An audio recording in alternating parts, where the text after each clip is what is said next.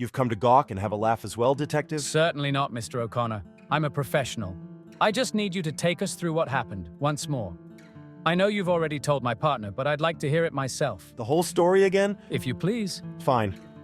It was a week ago when she arrived on our doorstep. Before or after Christmas?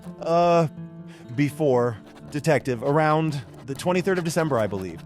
Apologies. Please continue. She said she read an ad in the paper. She saw we were looking for a new maid for the holidays, but we weren't. Weren't what, Mr. O'Connor? Looking for a maid. Maggie, Mrs. Sullivan is our family's maid. We had no need of another, especially during the holidays. All right. What happened next? Well, my brother Gregory questioned her a little, but I assumed he just found her attractive and wanted to talk to her. It was dumping snow outside, so he led her into the foyer to speak. Go on. I don't know what was said between the two, but just a few minutes later, he introduced her to the family as a new employee of the house. Said her name was Betty Smith from Salem. Betty Smith was the name she gave, you say? Yes, apparently. Okay. And how many people live in your house who are of relation to you? Well, there's 9 brothers and sisters. My father, of course. My mother, my uncle, and a few cousins from time to time. I'm the youngest, the runt they like to call me. But the entire O'Connor family was snowed in for Christmas this year. And what were Miss Smith's qualifications? None that I know of, but she seemed very entrancing. I was very weary of her, considering everyone knew of our wealth. We've had issues with men and women courting our wallets recently. Did she appear destitute to you? Well, not necessarily, but you can never be too careful. You'd be surprised what a borrowed dress and stockings paired with an opium-fueled smile can do to a lonely heir to an empire. I was only concerned with his feelings, not his affairs. Gregory's, you mean? Well, yes, Gregory's... Were you jealous? Jealous. Of Gregory, the attention he attracts as the most sought-after bachelor in the tri-state Detective, area. I am jealous of no one. I sure hope you don't believe that having a beguiling woman on your arm is what makes you valuable.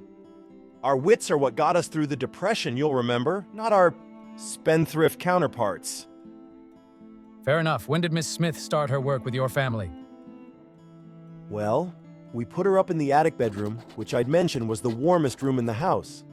And she began her work the next morning. I see. And did you and her have any meaningful exchanges at this point? Well, it was all meaningless at that point. I only instructed her on just how scrambled I like my eggs. I couldn't even tell you the color of her eyes. And did you notice anything strange about her, specifically in regards to her and Gregory? No. They didn't say much to each other in the first few days. It was just so odd to me how taken he was with her. As if nothing she did was wrong. When she burnt the toast, he didn't bat an eye.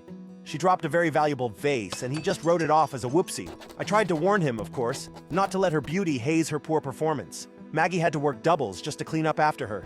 He just told me to back off. And did you? Back off, I mean? Well, of course I always do what I'm told. I want to stay in the will, don't I? Is that a persistent thread in your family inheritance? A proverbial carrot on a stick to keep us in line? Yes. So tell me about the first night. This thing spoke to you. The first night was Christmas Eve. I was cooking my feet by the fire in my bedroom. And you were alone? Yes, I was alone. You're sure? Absolutely sure. And I was just about to drift off to sleep in my chair when I heard it. It was very quiet at first, like a crying or moaning sound, and I thought maybe I had dreamed it, but eventually I could make out a few words. It was a woman's voice. And what did it say, Seamus? It said, something like, "Be known, within the week, and O'Connor will be taken to the grave." Within the week, it said? Yes, and I shouted to it, thinking it was someone outside my window. Outside a window on the second floor? Well, I'm not crazy, and I wasn't expecting to hear some sort of specter. An O'Connor to the grave, it said? Well, to be specific, it said an O'Connor's son. And how many sons are there in your family? There are 4 of us, sir. 4. All right, and what did you make of that? Well, I took it as a sign I should get some sleep, and that's just what I did.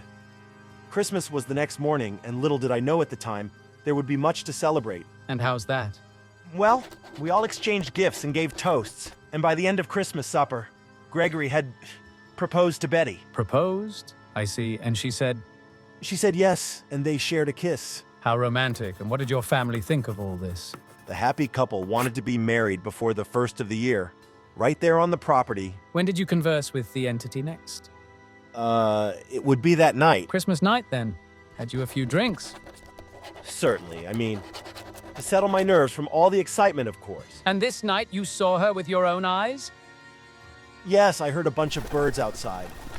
And then she appeared to me as this ghastly apparition outside my window. It was very disturbing. She was just peering in. She was alluring, very handsome, I would say. But her expression was so grievous, I could barely hold eye contact with it. Her face was grimaced and contorted with, despair, I would call it. She was tapping on the glass, sort of scratching at it. I opened the window, and what I remember was her floating in on the winter winds. So she was a ghost? I don't know if she was a ghost exactly. She was more akin to a banshee. A banshee?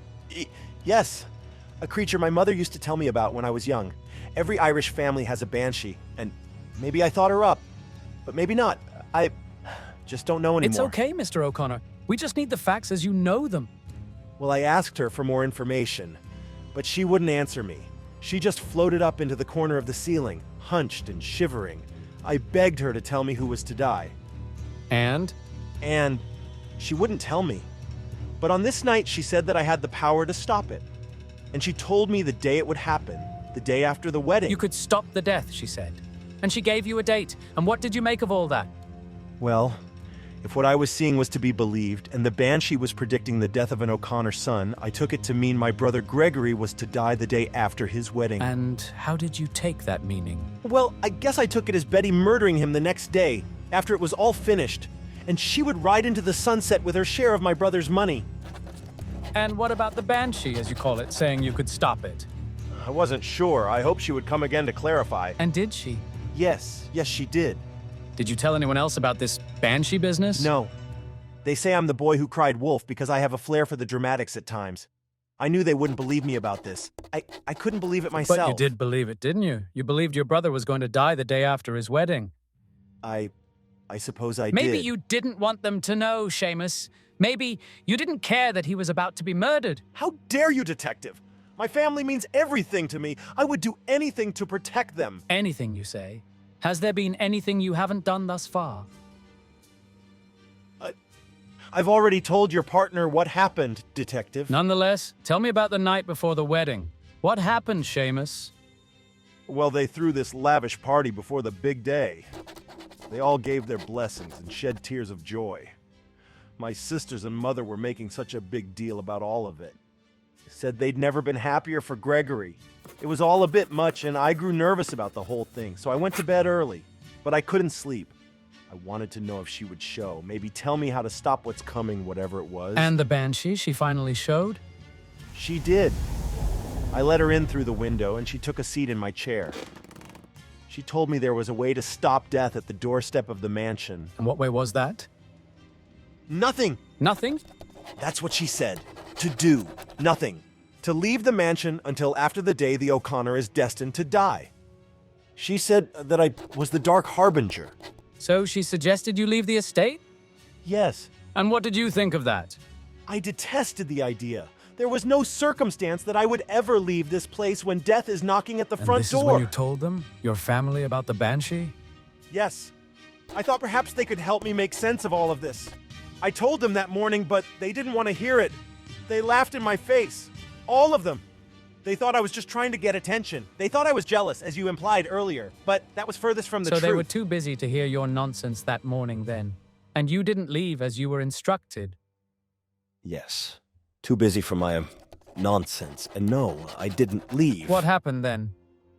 Well, the girls were using a second-floor bedroom to get ready, you know, the bride and all. I was sipping a glass of whiskey on ice, up at the top of the marble steps, trying to listen in on their conversation, I guess. And what did you hear? Well, I heard Betty talking about how much she loved Gregory, and how happy they all were that she was becoming one of us. And O'Connor, I stood there a while until I heard someone open the door. It was Betty. Betty had come out into the hallway? She was gorgeous in her wedding dress. She walked over to me and told me how sad she was that we couldn't get to know each other better. I just agreed with a smile, and then I guess she needed to run downstairs for something, so I let her pass by me on the stairs. And that's when it happened. And what happened exactly, Mr. O'Connor? Well, I didn't notice that the whiskey was sweating in my hand. I was dripping water from the glass onto the landing, and she just slipped. It was an accident, I swear on my mother. But she fell all the way down the stairs, hitting the walls, the banister, everything. The sound made me sick to my stomach. When she landed at the bottom, she just laid there. I could see she was breathing, but she wouldn't move. Then I saw the puddle of blood, spread out from under her. My, Seamus. That must have been incredibly distressing for you. What did you do next? I froze. I didn't know what to do. I'm used to being told what to do, where to go, how to react. I just stood there looking at her. Finally, Maggie came down and screamed for help, and the house just erupted into chaos. And then? Well, the doctors came, and they did what they could. And then what happened, Seamus? And then she died. She died the next day, the 28th of December, her and her unborn baby. It was an accident. I never even thought of harming her, especially if I would have known she was carrying. But your family knew, didn't they? They knew she was with child, with your brother Gregory's child. They chose not to tell me, and they all had their reasons. Honor, prudence, saving face. Maybe I've been known to share a few too many secrets. I guess Gregory had met Betty at the university and things carried on as they do, but he wasn't sure how we'd like her. He wasn't sure she would like us either. And it was still early on, you see. Decisions could still be made. But we've never had a child born out of wedlock. Not in centuries of O'Connors. And they seemed like a match made in heaven. I only wish they would have told me. At least I wish I would have listened to the warnings. The warnings of the Banshee? And what do you make of that experience?